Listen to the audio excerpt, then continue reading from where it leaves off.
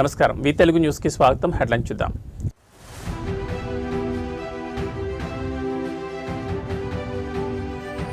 మూసీ తీరంలో ఆధ్యాత్మిక శోభ 700 కోట్లతో ఓంకారేశ్వర ఆలయానికి శంకుస్థాపన చేసిన ముఖ్యమంత్రి.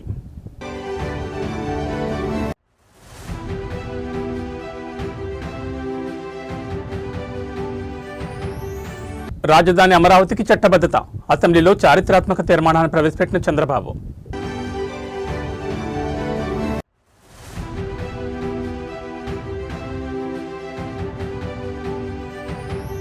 ప్రైవేట్ వ్యక్తులతో AK-47 కాల్పుల, కరీంనగర్ సిపి తీరుపై ఎమ్మెల్యే కౌశిక్ రెడ్డి సంచలన వ్యాఖ్యలు.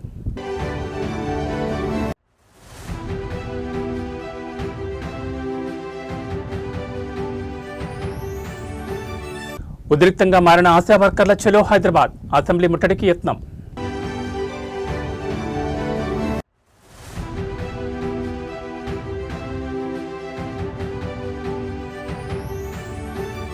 చిత్తూరు జిల్లాలో ఘోర రోడ్డు ప్రమాదం, ఒకే కుటుంబానికి చెందిన 3 దుర్మరణం. ఇక డీటెయిల్స్ చూస్తే మూసీ ప్రక్షాళన అనివార్యమని, లేకపోతే హైదరాబాద్ మహానగరం మరో ఢిల్లీలో మారే ప్రమాదం ఉందని సీఎం రేవంత్ రెడ్డి అన్నారు. ఇవాళ మంచిరేవులలో ఆయన ఓంకారేశ్వర ఆలయానికి శంకుస్థాపన చేశారు. ఈ సందర్భంగా ఏర్పాటు చేసిన సభలో ఆయన మాట్లాడుతూ మంచిరేవుల వద్ద ఓంకారేశ్వర ఆలయ నిర్మాణం భగవత్ కార్యంగా భావిస్తున్నారని చెప్పారు. ముచ్చుకుంద నదికి గొప్ప చరిత్ర ఉందని తెలిపారు. గతంలో గోదావరి కృష్ణా జలాలను సద్వినియోగం చేసుకోలేకపోయామని, ఇప్పుడు ఆ జలాలను ఉపయోగించుకుంటున్నామని సీఎం రేవంత్ పేర్కొన్నారు. ఢిల్లీ మాదిరిగా హైదరాబాద్ కాలుష్య నగరంగా మారకూడదని సీఎం రేవంత్ రెడ్డి ఆకాంక్షించారు. మూసీ ప్రక్షాళన ఇప్పుడు చేసుకోకపోతే భవిష్యత్తులో తీవ్ర ఇబ్బందులు తప్పవని తెలిపారు. నదులు కాలుష్యం కాకుండా చూసుకోవాల్సిన అవసరం ఉందన్నారు. ఇక మత సామరస్యానికి మూసీ వేదిక కానుందని పేర్కొంటూ ఉప్పల్ నాగోల్ ప్రాంతాల్లో అద్భుతమైన చర్చ్, పురాణపూల్లో మసీద్ నిర్మిస్తామని వెల్లడించారు. అద్భుతమైన పర్యాటక ఆధ్యాత్మిక కేంద్రంగా మూసీని తీర్చిదిద్దామని, గోదావరి జలాలను మూసీకి తరలించి నిత్యం జల ప్రవాహం ఉండేలా చేస్తామని సీఎం రేవంత్ రెడ్డి తెలిపారు. హైదరాబాద్ కాలుష్యమంతా మూసీలో కలుస్తోందని, దీనివల్ల ఉమ్మడి నల్గొండ జిల్లా ప్రజలు ఫ్లోరైడ్తో అల్లాడుతున్నారని ఆవేదన వ్యక్తం చేశారు. అక్కడి ప్రజలు రోగాల బారిన పడుతున్నారని, అందుకే మూసీ ప్రక్షాళనకు శ్రీకారం చుట్టామని అన్నారు. కానీ కొందరు రాజకీయ కారణాలతో పనులను అడ్డుకునేందుకు కోర్టులో కేసులు వేస్తున్నారని, గ్రీన్ ట్రిబ్యునల్కు వెళ్లి అడ్డుకోవాలని చూస్తున్నారని సీఎం రేవంత్ రెడ్డి ఆరోపించారు.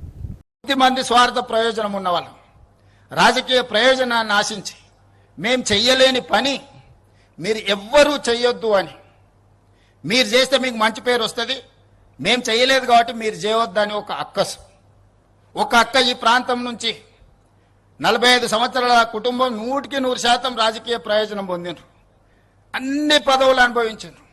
ఈ ప్రజలు ఇవ్వందే లేదా అక్కకు. ఇవాళ అక్క కొడుకు నేషనల్ గ్రీన్ ట్రిబ్యునల్లో ఈ పనిని ఆపమని కేసేసిండు. ఆ అక్క మనసు ఎట్లొప్పుకున్నదో వాళ్ళ కొడుకును ఇట్లాంటి తప్పుడు కేసులను నేషనల్ గ్రీన్ ట్రిబ్యునల్లో వేయించడానికని నేను అడుగుతున్నా. ఆ అక్కకి ప్రాంత ప్రజలు ఓట్లు వేయలేదా? వాళ్ళ కుటుంబాన్ని ఆశీర్వదించలేదా? ఈ రోజు ఈ రాష్ట్రంలో, ఈ దేశంలో ఆ అక్కకు గుర్తింపు వచ్చింది, ఆ కుటుంబానికి గుర్తింపు వచ్చింది. ఇవాళ ప్రజాప్రతినిధులుగా, మంత్రులుగా పదవులు అనుభవించిండ్రంటే ఈ ప్రాంత ప్రజల ఆశీర్వాదం లేదా? ఈ ప్రాంత ప్రజల ఆకాంక్షలకు వ్యతిరేకంగా, ఈ ప్రాంత అభివృద్ధిని అడ్డుకోవడానికి నీ కన్న కొడుకే NGTలో కేసేస్తుంటే ప్రజాప్రతినిధిగా మీరు కొనసాగడానికి అర్హత ఉందా అని చెప్పి నేను ఆ అక్కని సందర్భంగా అడగదలుచుకున్నా. ఒకప్పుడు నాకు కూడా గండిపేట ప్రాంతంలో మూసీ నది ప్రక్షాళనకు సంబంధించి ఈశ్వరుడి ఆశీర్వాదంతో ఈనాడు ఈ కార్యక్రమాన్ని మా ప్రభుత్వం చేపట్టింది. అన్ని అడ్డంకులను ఈశ్వరుడే తొలగిస్తాడని ఎవరైనా దీని మీద దుష్ప్రచారం చేసినా, దీనికి పెడార్థాలు అంటగట్టిన ఈ రాష్ట్ర ప్రభుత్వం శివతాండవం చేస్తుందని చెప్పి నేను ఈ వేదిక మీద నుంచి సవినయంగా నేను చెప్పదలుచుకున్నా. ఆంధ్రప్రదేశ్ రాజకీయాల్లో నేడు ఒక చారిత్రాత్మక ఘట్టం ఆవిష్కృతమైంది. రాజధాని అమరావతికి శాశ్వత చట్టబద్ధ కల్పించే దిశగా రాష్ట్ర ప్రభుత్వం కీలక అడుగు వేసింది. దీనికోసం ఈ ఉదయం ఆంధ్రప్రదేశ్ శాసనసభ ప్రత్యేకంగా సమావేశమైంది. సభ ప్రారంభం కాగానే ముఖ్యమంత్రి చంద్రబాబు అమరావతిని ఏకైక రాజధానిగా గుర్తిస్తూ దానికి చట్టబద్ధ కల్పించాలని కోరుతూ కీలక తీర్మానాన్ని ప్రవేశపెట్టారు. గత 5 ఏళ్లుగా సాగుతున్న రాజధాని అనిశ్చితికి తెరదించి ప్రజల్లో భరోసా నింపడమే ఈ తీర్మాన ప్రధాన ఉద్దేశం. అసెంబ్లీలో ఈ తీర్మానాన్ని ఏకగ్రీవంగా ఆమోదించిన అనంతరం దీన్ని కేంద్ర ప్రభుత్వానికి పంపనున్నారు. రాజ్యాంగబద్ధంగా అమరావతికి పూర్తిస్థాయి చట్టబద్ధత లభిస్తే భవిష్యత్తులో రాజకీయ మార్పులు జరిగినప్పటికీ రాజధాని విషయంలో ఎటువంటి ఆటంకాలు కలగవని ప్రభుత్వం భావిస్తోంది. ఈ సందర్భంగా స్పీకర్ చింతకాయల అయ్యన్న పాత్రుడు మాట్లాడుతూ ఏపీకి ఒక శాశ్వత రాజధాని నిర్మాణం అనేది రాష్ట్ర భవిష్యత్తుకు అత్యంత అవసరమని, ఆ సంకల్పంతోనే ముఖ్యమంత్రి నిర్ణయం తీసుకున్నారని ప్రశంసించారు. ప్రభుత్వాలు మారినప్పుడల్లా రాజధాని వంటి కీలక నిర్ణయాలు మారకూడదు. ఇది రాష్ట్ర అభివృద్ధికి గొడ్డలు పెట్టని ఆయన అన్నారు. అమరావతి కేవలం ఒక నగరం మాత్రమే కాదని, అది 5 కోట్ల ఆంధ్రుల ఆత్మగౌరవ చిహ్నమని ఆయన పేర్కొన్నారు. ఆంధ్రప్రదేశ్ రాష్ట్ర సమగ్ర అభివృద్ధి కోసం అమరావతిని రాష్ట్ర రాజధానిగా గుర్తిస్తూ స్పష్టమైన స్థిరమైన నిర్ణయంతో ముందుకు సాగడం అత్యవసరమని అభిప్రాయపడుతున్నాం. దీనికి అవసరమైన అన్ని రక్షణాత్మక చర్యలు తీసుకోవాలని భావిస్తూ సంబంధిత చట్టాల్లో తగిన సవరణలు చేయడం ద్వారా రాజధానిపై స్పష్టతను, స్థిరత్వాన్ని కల్పించవచ్చని గుర్తిస్తూ ఆంధ్రప్రదేశ్ శాసనసభ క్రింది విధంగా తీర్మానిస్తోంది. Hereby resolved to request the Government of India to amend the Section 5 of the Andhra Pradesh Reorganization Act 2014 as under A. To include the word at Amaravati to subsection 2 of Section 5. B. To add the words and Amaravati includes the capital city areas notified under Andhra Pradesh Capital Region Development Authority Act 2014 to the explanation to section 5.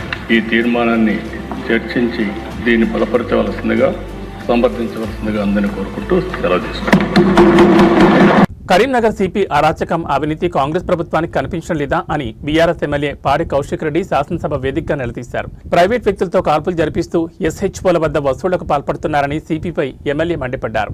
శాసనసభలో budget పద్ధతులపై చర్చ సందర్భంగా speaker అనుమతితో పాడి కౌశిక్ రెడ్డి ఈ వ్యాఖ్యలు చేశారు. Karimnagar CP powerful వెపన్స్తో private వ్యక్తులతో ఫైరింగ్ చేయించాడు. AK-47తో 10, SLRతో 10, పిస్టల్తో 10 రౌండ్లు చేయించారు. మొత్తంగా 180 రౌండ్ల కాల్పులు ప్రైవేట్ వ్యక్తులతో సిపి, ఆయన సతీమణి, ఫ్రెండ్స్ కలిసి ఫైరింగ్ చేశారు. ఈ కాల్పులతో బోనాలపల్లి గ్రామంలోని అమృతం అనే ముసలమ్మకు కాలికి బుల్లెట్ తగిలింది. ఇది పూర్తిగా వాస్తవం అని పాడి కౌశిక్ రెడ్డి స్పష్టం చేశారు. 337 మంది హోంగార్డులను కరీంనగర్ జిల్లా నుంచి సిరిసిల్ల, జగిత్యాలకు ట్రాన్స్ఫర్ చేశారు. జగిత్యాల, సిరిసిల్ల నుంచి వచ్చిన 186 మంది హోంగార్డుల వద్ద 1,00,000 చొప్పున తీసుకుని 1,86,00,000 లంచాలు తీసుకుని ట్రాన్స్ఫర్ చేశారు, పోస్టింగ్లు ఇచ్చారు. మంత్రి శ్రీధర్ బాబు చెప్పడంతో పెద్దపల్లి జిల్లాలో మాత్రం ట్రాన్స్ఫర్ జరగలేదని ఎమ్మెల్యే తెలిపారు. కరీంనగర్ సిపి కేటాయించిన ప్రభుత్వ ఇన్నోవా వాహనాన్ని ప్రైవేట్ వ్యక్తులు నిర్వహిస్తున్నారు. ఎందుకు యాక్షన్ తీసుకుంటలేదు ప్రభుత్వం? సిపి మీద ఎందుకంత ప్రేమ? చెడ్డ పేరు ఎవరికి వస్తుంది? ప్రభుత్వానికే కదా. జల్సాలు చేయడం ఎంతవరకు కరెక్ట్? ఇక జిల్లాలను ఒక్కొక్క ఎస్హెచ్ఓ వద్ద 25,000 వసూలు చేశారు. ఇది ముమ్మాటికి నిజం. నేను తప్పు చేసినట్టు నిరూపిస్తే ముక్కు నేలకు రాస్తా. దీని మీద సిట్ వేయాలి, లేకపోతే IAS IPSలకు చెడ్డ పేరు వస్తుంది. నా మీద CID విచారణ వేశారు. సిపి మీద కూడా వేయండి. నేను చెప్పింది తప్ప నిజమా తేల్చండి. సిపి వల్ల ప్రభుత్వానికి నష్టం జరుగుతోంది. ఆధారాలు బయటపెట్టినా కూడా ఎందుకు యాక్షన్ తీసుకోవడం లేదని కౌశిక్ రెడ్డి నిలదీశారు. గౌరవ పొన్నం ప్రభాకర్ గారిని కూడా అడగడానికి కోసం అడిగిన సార్, చాలా బాధతోని ఇలా కరీంనగర్ జిల్లాలో ఉన్న ప్రతి పోలీస్ ఆఫీసర్ పక్షాన ఇవాళ నేను అడుగుతా ఉన్నాను అధ్యక్ష. ఇలా కరీంనగర్ జిల్లాలో కరీంనగర్ సిపి గారు ఇలా పవర్ఫుల్ వెపన్స్తోని ప్రైవేటు వ్యక్తులతోని ఫైరింగ్ చేయించిండు, ఫైరింగ్ రేంజ్లో అని సభ దృష్టికి నేను తీసుకొని వచ్చిన అధ్యక్ష. AK-47 వెపన్తోని 10 రౌండ్లు, SLR వెపన్తోని 10 రౌండ్లు, ఇలా పిస్టల్తోని 10 రౌండ్లు, మొత్తము 180 రౌండ్లు ఫైరింగ్ ప్రైవేట్ వ్యక్తులతోని సిపి గారు, సిపి గారి సతీమణి, వారి ఫ్రెండ్స్తోని ఫైరింగ్ చేస్తే బోనాలపల్లి అనే గ్రామంలో ఆ బుల్లెట్లు అన్నీ దూసుకపోతే అమృతమ్మ అనే ముసలమ్మకి ఇలా కాలికి బుల్లెట్ తగిలింది. ఇది మీరు చెప్పింది పూర్తిగా వాస్తవము, ఇది అవాస్తవం కానే కాదు. ఇది ఒకటి. రెండోది, ఇలా 337 మంది హోంగార్డులని కరీంనగర్ జిల్లాలో ఉన్న హోంగార్డులని సిరిసిల్లాకి, జగిత్యాలకి ట్రాన్స్ఫర్ చేసిర్రు. జగిత్యాల నుంచి, సిరిసిల్ల నుంచి వచ్చిన హోంగార్డులు 186 మంది దగ్గర సిపి గారు లక్ష రూపాయలు తీసుకొని 1,86,00,000 రూపాయలు వసూలు చేసి ఇలా పోస్టింగ్లు ఇచ్చిండ్రు. పెద్దపల్లి గ్రామం, పెద్దపల్లి జిల్లాకి ట్రాన్స్ఫర్ చేయలేదు. ఆనాడు పెద్దపల్లి జిల్లాలో హోంగార్డులను ఎందుకు ట్రాన్స్ఫర్ చేయాలంటే శ్రీధర్ బాబు గారి దగ్గరికి ఆ హోంగార్డులు వస్తే మీరు చెప్తే ట్రాన్స్ఫర్ చేయలేదు. కానీ ఇది నేను చెప్పింది 100కి 100 వాళ్ళు నిజము. ఇది అయిపోయిన తర్వాత ఇలా కరీంనగర్ జిల్లాలో అలాట్ అయిన ఇనోవా ప్రైవేటు వ్యక్తులకి తీసుకొచ్చి హైదరాబాద్లో పెట్టినని సువేదాతో సహా ఇదే అసెంబ్లీ సాక్షిగా మీకు నేను చూపించిన. ఇలా ఎందుకు మీరు యాక్షన్ తీసుకుంటలేరు? ఇలా సిపి గారి మీద ప్రేమ ఏంటిది ప్రభుత్వానికని నేను అడుగుతా ఉన్నాను. ఇలా ఒక సిపి గారు ఈ విధంగా మిస్యూజ్ చేస్తూ ఉంటే దీనివల్ల చెడ్డ పేరు ఎవరికి అధ్యక్ష? దీనివల్ల చెడ్డ పేరు వచ్చేది ప్రభుత్వానికే కదా. ఒక సిపి గారు ఆడ కూర్చొని ఇవన్నీ జల్సాలు చేస్తుంటే ఎంతవరకు కరెక్ట్ అని నేను అడుగుతా ఉన్నాను. ఇలా బడే ఖానా పేరు మీద అధ్యక్ష ఇలా ఒక్కొక్క SHO ఆఫీసర్ దగ్గర 25,000 రూపాయలు ఇలా వసూలు చేసిండు, 2 స్పిన్ ఆఫ్ బాటిల్ వసూలు చేసిండు. నేను చెప్పింది ముమ్మాటికి నిజము నిజము నిజము. నేను ఏదైనా తప్పు చెప్పుంటే నా ముక్కు భూమికి రాకి క్షమాపణ చెప్తా. దీనివల్ల IPS ఆఫీసర్లకి IAS ఆఫీసర్లకి చెడ్డ పేరు వస్తుంది. ఇలా నేను అందరు IPS ఆఫీసర్లను నేను అంటలేను, ఖచ్చితంగా దీని మీద సిట్ అయ్యాలి. ఇలా నా మీద CID ఎంక్వైరీ చేసిరు, ఏం లేకుండా CID ఎంక్వైరీ సిపి గారి మీద వేయండి. నేను చెప్పినది తప్ప అబద్ధం అది చేయండి, ఎంక్వైరీ చేయండి. దీనివల్ల నష్టం ఎవరికైతుంది? దీనివల్ల నష్టమయ్యేది ప్రభుత్వానికే కదా. ఇలా ఇదే ప్రభుత్వానికి నేను చెప్పింది ఎవిడెన్స్తో సహా బయట పెట్టిన తర్వాత ఇప్పటిదాకా యాక్షన్ తీసుకుంటలేరంటే దీని మీద ప్రభుత్వానికి సిపి గారి మీద ఏం ప్రేమ? కరీంనగర్ సిపి గౌసాలంపై బీఆర్ఎస్ ఎమ్మెల్యే పాడి కౌశిక్ రెడ్డి చేసిన వ్యాఖ్యలు మంత్రి పొన్నం ప్రభాకర్ ఖండించారు. నిజాలు తెలుసుకోకుండా సభలో వ్యక్తిగత ఆరోపణలు చేయడం సరికాదని, నిబంధనల ప్రకారం ముందస్తు నోటీసు ఇవ్వాలని స్పష్టం చేశారు. సిపి గౌసాలంపై వచ్చిన వార్తలపై ఇప్పటికే విచారణ జరిపామని, అందులో ఎలాంటి తప్పు లేదని తేలిందని మంత్రి క్లారిటీ ఇచ్చారు. అధికారుల ప్రతిష్టను దెబ్బతీయొద్దని ఈ సందర్భంగా ఆయన హితవు పలికారు. అదే గౌరవ సభ్యులు ఒక మాట నేను అధ్యక్ష, మరి కండక్ట్ ఆఫ్ మెంబర్స్ సంబంధించి no member is expected to use offensive expressions about the conduct or proceeding of a parliament or any state legislature. They are not expected to cast reflection of any decision of the house except of the motion or deciding such a decision. అధ్యక్ష, ఎవరైనా గౌరవ సభ్యులు ఏదైనా మాట్లాడేటప్పుడు సభ్యుడికి సంబంధించినటువంటి అంశం, నేనేం ఒక అధికారి గురించి ఒకవేళ వ్యక్తిగత కక్షలు ఉంటే రాజకీయ పరంగా వాళ్ళని మతపరమైన ఏదో మొన్న జరిగిన సంఘటనలకు సంబంధించినటువంటి అంశాలు, నేను ఒక మాట వినండి, నేను ఒక మాట మీరు ప్రశ్న అడిగినప్పుడు నేను విన్నా, నేను అడుగుతున్నా ఇలా తప్పకుండా బరాబర్ వ్యక్తిగతమైన అంశాలకు సంబంధించి తావులేదు. సభ్యులు వ్యక్తిగత విమర్శలకు సంబంధించి చట్టంలో రూల్ బుక్లో కూడా లేదు. ఒకవేళ అటువంటిది ఉంటే నోటీస్ ఇచ్చి చర్చ చేయాలి. ఒక అధికారి గురించి ఇక్కడ చర్చ చేసే విధంగా ఉండమంచి కాదు. తర్వాత అందుకు సంబంధించి ఏ అంశమైనా ఇప్పటికే అటువంటి ఆరోపణల పట్ల కూడా ప్రభుత్వం అక్కడ విచారణ చేయమని చెప్పింది. వచ్చినటువంటి పత్రికల్లో వచ్చినటువంటి వార్తల్ని ఇప్పటికే ఇక సంబంధించి ఒక 2-3 వార్తలు వస్తే అక్కడ ఎంక్వైరీ అధికారి అటువంటిది ఏమి లేదనేటువంటిది మీ ద్వారా నేను పంపిస్తాను అధ్యక్ష. కాబట్టి ఇక్కడ వ్యక్తిగతమైన అంశాలకు ప్రాధాన్యత ఇచ్చేటువంటి ఉద్దేశం లేదు. డెఫినెట్లీ జరిగిన సంఘటనలు తెలుసు, మతపరమైన ప్రస్తావనలు కూడా తెచ్చినటువంటి పరిస్థితి తెలుసు. కాబట్టి డిమోరలైజ్ చేయొద్దు. ఇదే అధికారి TRS హయాంలో కూడా గతంలో ములుగు, ఆదిలాబాద్ ఎక్కడెక్కడ పనిచేశారు. బయట రాష్ట్రం నుంచి వచ్చినటువంటి వాళ్ళని మనకు సంబంధించి ఎవరి పట్ల మేము వ్యక్తిగతంగా దగ్గర దూరం లేదు అధ్యక్ష. చట్టం IPL సీజన్ మొదలవుతున్న తరుణంలో క్రికెట్ను కేవలం క్రీడగా ఆస్వాదించాలని, బెట్టింగ్ ఊపిలో పడి జీవితాలు నాశనం చేసుకోవద్దని హైదరాబాద్ నగర పోలీస్ కమిషనర్ సజ్జనార్ విజ్ఞప్తి చేశారు. ఈ మేరకు ఆయన ఎక్స్ వేదిక ఒక వీడియో విడుదల చేశారు. గతంలో సే నాట్ టు బెట్టింగ్ యాప్స్ ప్రచారం ద్వారా వందలాది యాప్లను ప్రభుత్వం నిషేధించినప్పటికీ ఇప్పుడు టెలిగ్రామ్, వాట్సాప్, ఇన్స్టాగ్రామ్ వంటి సోషల్ మీడియా వేదికగా ఈ దందా కొంత రూపం దాల్చిందని తెలిపారు. కేవలం డబ్బు కోసం ఇటువంటి ప్రమాదకరమైన యాప్లను ప్రమోట్ చేసే సోషల్ మీడియా ఇన్ఫ్లుయెన్స్పై కఠిన చర్యలు తీసుకుంటామని హెచ్చరించారు. ఆన్లైన్ మాత్రమే కాకుండా ఫామ్ హౌజులు, రహస్య ప్రాంతాల్లో సాగే ఆఫ్లైన్ బెట్టింగ్లపై మా ప్రత్యేక నిఘా ఉందని వెల్లడించారు. బెట్టింగ్ వల్ల అప్పుల పాలై కుటుంబాలు రోడ్డున పడే పరిస్థితి తెచ్చుకోవద్దని సూచించారు. మీ పరిసరాల్లో ఎవరైనా బెట్టింగ్ పాల్పడుతున్నట్లు తెలిస్తే వెంటనే డైల్ 100 లేదా వాట్సాప్ నెంబర్కు సమాచారం ఇవ్వండి సూచించారు. మీ పరిసరాల్లో ఎవరైనా బెట్టింగ్ పాల్పడుతున్నట్టు తెలిస్తే వెంటనే డైల్ 100 లేదా మా వాట్సాప్ నెంబర్కు సమాచారం ఇవ్వండి వెల్లడించారు. అందరికీ నా తరఫు నుంచి, హైదరాబాద్ పోలీస్ తరఫు నుంచి పేరు నమస్కారాలు. రేపటి నుంచి IPL సీజన్ స్టార్ట్ కాబోతుంది.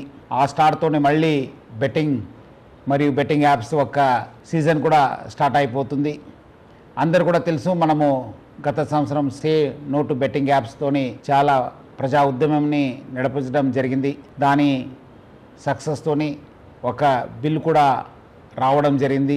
ఏమైనా మళ్ళీ బిల్ వచ్చిన యాప్స్ ఆగిపోయావు, కానీ టెలిగ్రామ్లో, ఇన్స్టాగ్రామ్లో రకరకాల కొత్త యాప్స్తోని మళ్ళీ వీళ్ళు అమాయకుల్ని బలి చేయడానికి చాలా ముందు వస్తున్నారు. అట్లానే కొంతమంది ఇన్ఫ్లుయెన్సర్స్ కూడా మళ్ళీ వాళ్ళతోని చేయి కలపడం జరుగుతుంది. అందరూ కూడా తెలుసు, బెట్టింగ్ అనేది ఒక చాలా పెద్ద వ్యసనము.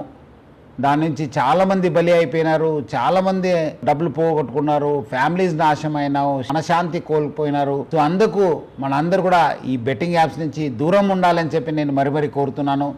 ఇది ఆన్లైన్ బెట్టింగ్ యాప్ అయితే మనము ఆఫ్లైన్లో కూడా చాలామంది రూమ్స్ తీసుకొని బయట ఊరికి వెళ్ళి అక్కడ కొంతమంది కలిసి అది కూడా చేస్తుంటారు. వాళ్ళపైన కూడా మనం నిఘా పెట్టడం జరుగుతుంది. సో అందుకు హైదరాబాద్ పోలీసు మనము ఆన్లైన్ కాకుండా ఆఫ్లైన్లో కూడా నిఘా పెట్టాను. అంతకుముందు కూడా చాలామంది గ్యాంగ్స్ కూడా పట్టుకోవడం జరిగింది. సో అందుకు హైదరాబాద్ పోలీసు ఆన్లైన్ మరియు ఆఫ్లైన్ బెట్టింగ్ పైన చాలా అంటే చాలా నిఘా పెట్టడం జరిగింది. పాత ఆఫెండర్స్ ఎవరున్నారు, అంతకుముందు ఎక్కడెక్కడ చేశారు, దానిపైన కూడా నిఘా పెట్టడం జరుగుతుంది. అట్లానే మన సైబర్ క్రైమ్ టీమ్స్ కూడా అలర్ట్ చేసి స్పెషల్ టీం ఫామ్ చేసి ఇన్స్టాగ్రామ్లో కావచ్చు, మన టెలిగ్రామ్లో కావచ్చు, అట్లానే వెబ్సైట్స్ ఏమేమి కొత్తగా వస్తున్నారు, ఎవరెవరు సోషల్ మీడియా ఇన్ఫ్లుయెన్సర్స్ దీన్ని ప్రమోట్ చేస్తున్న పైన కూడా చాలా గట్టి నిఘా ఏర్పాటు చేయడం జరుగుతుంది. అట్లానే చాలామందికి చాలా రకరకాల సమాచారం వస్తుంటుంది. ఎందుకంటే చాలామంది సోషల్ మీడియాలో కూడా యాక్టివ్ ఉంటారు. మీకేమాదిరూ సమాచారం తెలిస్తే ఆన్లైన్లో కావచ్చు, ఆఫ్లైన్లో కావచ్చు, మీరు ప్లీజ్ డయల్ 100. తెలంగాణ రాష్ట్ర వ్యాప్తంగా ఆశా వర్కర్లు తమ డిమాండ్ల సాధన కోసం చెలో హైదరాబాద్ కార్యక్రమానికి పిలుపునిచ్చారు. ప్రస్తుతం జరుగుతున్న అసెంబ్లీ బడ్జెట్ సమావేశాల నేపథ్యంలో ప్రభుత్వం తమ సమస్యలను గుర్తించాలని వారు ఈ నిరసన చేపట్టారు. అయితే ఈ ఆందోళన అడ్డుకోవడానికి పోలీసులు రాష్ట్ర వ్యాప్తంగా ఉన్న ఆశా వర్కర్లను ఎక్కడికక్కడ ముందస్తు అరెస్టులు చేస్తున్నారు. ఆశా వర్కర్ల ప్రధాన డిమాండ్ తమకు నెలకు 18,000 ఫిక్స్డ్ వేతనాన్ని నిర్ణయించడమే. ప్రస్తుతం ఇస్తున్న గౌరవ వేతనం తమ జీవన భృతికి సరిపోవడం లేదని బడ్జెట్ సమావేశాల్లోని దీనిపై స్పష్టమైన ప్రకటన చేయాలని వారు పట్టుబడుతున్నారు. ఈ క్రమంలోనే అసెంబ్లీ ముట్టడికి యత్నించిన పలువురు ఆశా వర్కర్లను పోలీసులు అదుపులోకి తీసుకుని సమీప పోలీస్ స్టేషన్కు తరలించారు. అరెస్టులు చేసినప్పటికీ తమ హక్కుల కోసం పోరాటం ఆపబోమని ఆశా వర్కర్ల సంఘాలు స్పష్టం చేస్తున్నాయి. హైదరాబాద్కు వచ్చే రహదారులపై నిఘా పెంచిన పోలీసులు రైల్వే స్టేషన్లు మరియు బస్టాండ్ల వద్ద తనిఖీలు చేపడుతున్నారు. ప్రభుత్వ వైఖరికి నిరసనగా పలుచోట్ల ఆశా వర్కర్లు ధర్నా నిర్వహిస్తుండటంతో ఉద్రిక్త వాతావరణం నెలకొంది.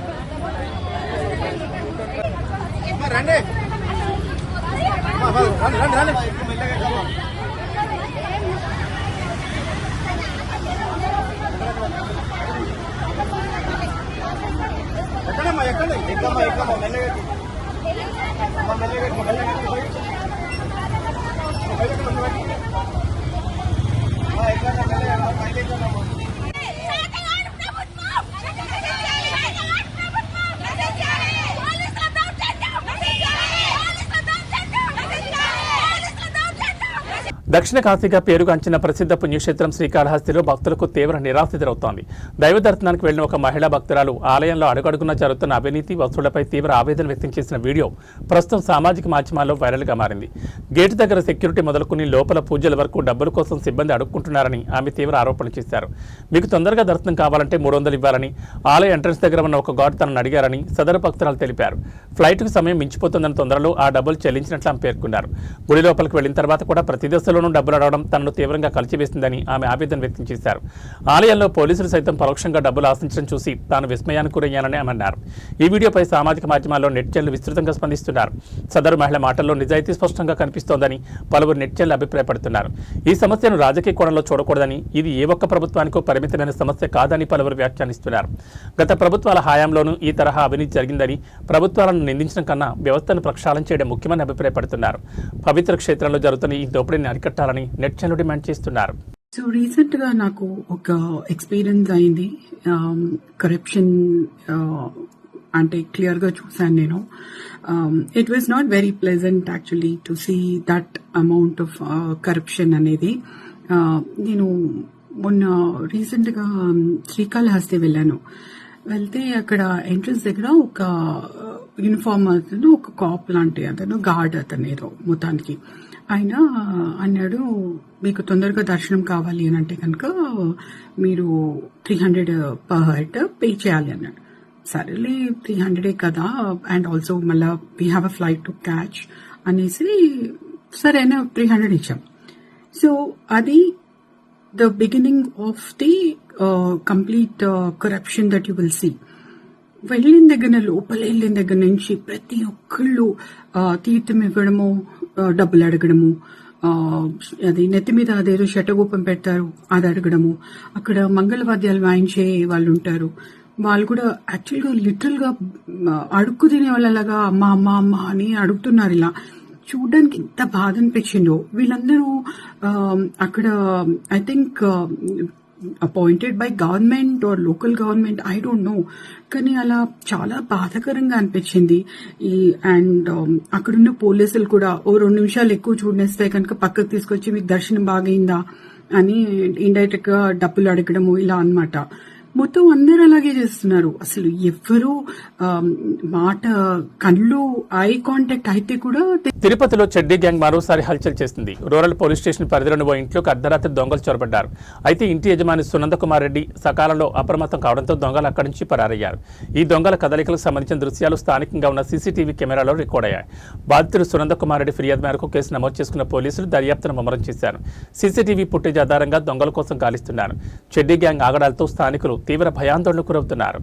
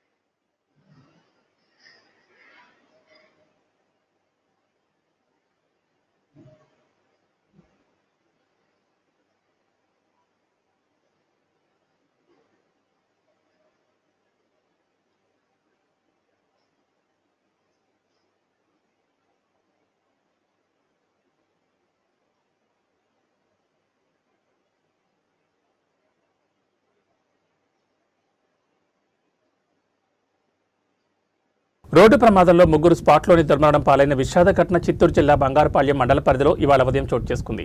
పోలీసుల కథనం మేరకు తిరుపతి బెంగళూరు జాతీయ రహదారిపై శేషాపురం వద్ద ఆగి ఉన్న ఆర్టీసీ బస్సును వెనుక నుంచి కారు అతివేగంతో అదుపు తప్పి బలంగా ఢీకొట్టింది. ఈ దుర్ఘటనలో కారులో ఉన్న ఒకే కుటుంబానికి చెందిన ముగ్గురు అక్కడికక్కడే ప్రాణాలు కోల్పోయారు. మృతులు వరంగల్ జిల్లాకు చెందిన శ్రీధర్రావు, లక్ష్మి అద్వికంగా గుర్తించారు. బెంగళూరు నుంచి తిరుమలకు కారులో వెళుతుండగా ఈ ప్రమాదం చోటు చేసుకున్నట్లుగా తెలుస్తోంది. ఈ మేరకు పోలీసులు కేసు నమోదు చేసుకుని దర్యాప్తు చేపట్టారు.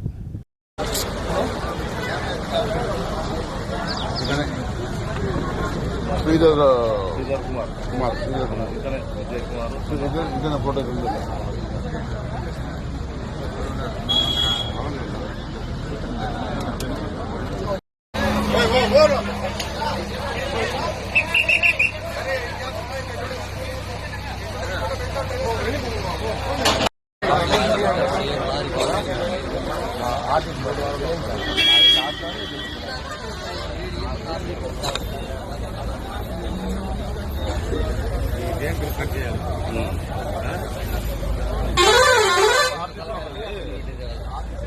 గత కొన్ని రోజులుగా పెరుగుతున్న ఎండలు ఉక్కబోత్తో అల్లాడుతున్న తెలంగాణ ప్రజలకు హైదరాబాద్ వాతావరణ శాఖ చల్లని కబురు అందించింది.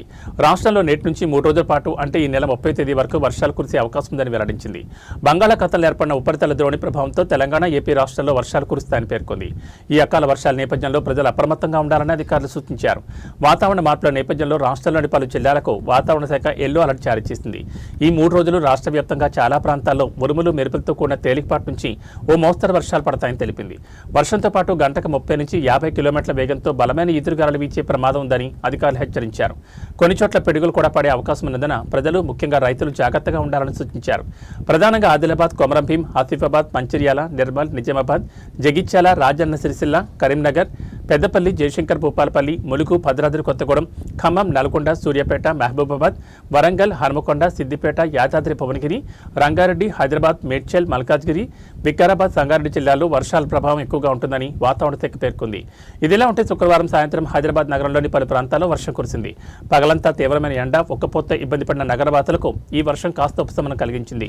శనివారం కూడా నగరంలో ఆకాశం పాక్షికంగా మేఘావృతమై ఉంటుందని, సాయంత్రం లేదా రాత్రి సమయాల్లో ఉరుములు, మెరుపులతో కూడిన వర్షం పడే అవకాశం ఉందని వాతావరణ కేంద్రం అంచనా వేసింది.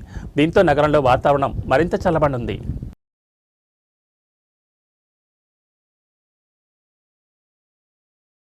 అఖిలాండ కోటి బ్రహ్మాండ నాయకుడు శ్రీ వెంకటేశ్వరుడి దివ్య సన్నిధి తిరుమలకు భక్తులకు భారీగా తరలివస్తున్నారు. ప్రస్తుతం భక్తుల రద్దీ సాధారణంగానే కొనసాగుతోంది. ప్రస్తుతం వైకుంఠం క్యూ కాంప్లెక్స్లోని 30 కంపార్ట్మెంట్లు భక్తులతో నిండిపోయాయి. ఈ మేరకు టోకెన్ లేని భక్తులకు స్వామివారి దర్శనం లభించడానికి సుమారు 12 గంటల సమయం పడుతోంది. భక్తుల రద్దీ దృష్ట్యా టీటీడీ సిబ్బంది క్యూ లైన్లో వేచి ఉన్న భక్తులకు నిరంతరాయంగా పాలు, త్రాగునీరు, అన్నప్రసాద వితరణ చేస్తున్నారు. ఇక శుక్రవారం ఒక్కరోజే మొత్తం 67,526 మంది భక్తులు శ్రీవారిని దర్శించుకున్నారు. మొక్కులు చెల్లించుకోవడంలో భాగంగా 25,780 మంది భక్తులు స్వామివారికి తలనీలాలు సమర్పించారు. శ్రీవారిపై భక్తులు తమ భక్తిని చాటుకుంటూ భారీగా కానుకలు సమర్పించారు. నిన్న తిరుమల శ్రీవారి హుండీ ఆదాయం 3.45 కోట్లు వచ్చినట్లు తిరుమల తిరుపతి దేవస్థానం అధికారులు వెల్లడించారు.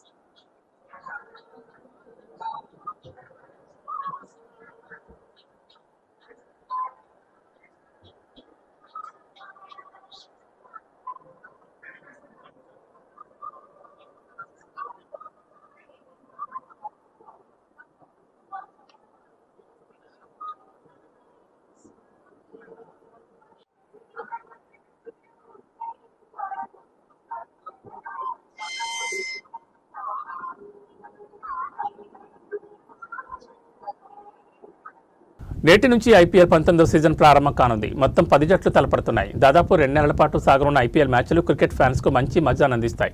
మొత్తం 74 మ్యాచ్లు జరగనున్నాయి. నేటి నుంచి మే 24వ తేదీ వరకు మ్యాచ్లు జరగనున్నాయి.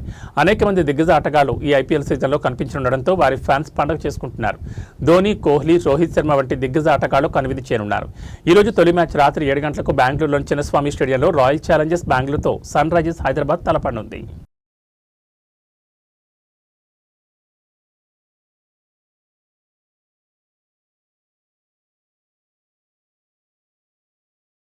ఏబీ బులెటిన్ విశేషాలు. మరో బులెటిన్లో మళ్ళీ కలుసుకుందాం. నమస్కారం.